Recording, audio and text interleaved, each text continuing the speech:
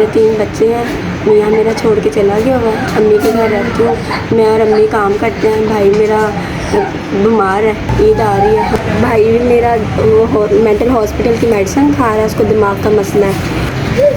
मैं और मेरी अम्मी मिल के काम करते हैं। मेरे छोटे छोटे बच्चे हैं, 3 बच्चे हैं मेरे, और बड़ी मुश्किल से गुजारा होता है।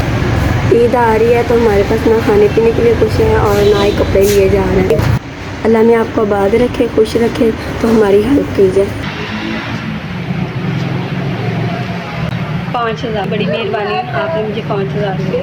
5000 अल्लाह में आप दोनों खुश रखे, अल्लाह में दोनों ज़िंदगी और मेहरबानी मैं थोड़ी बड़ी शुक्रगुजार हाँ कि तुमने 5000 रुपये अल्लाह में थोड़ी ज़िंदगी करे, अल्लाह में थोड़े बच्चे थोड़ी बड़ी मेहरबानी तुसी मेरे तो 5000 मैं अपने बच्चों वास्ते ईद कपड़े ने ईद सब लग गया बड़ी शुक्रगुजार अल्लाह में खुश रखे।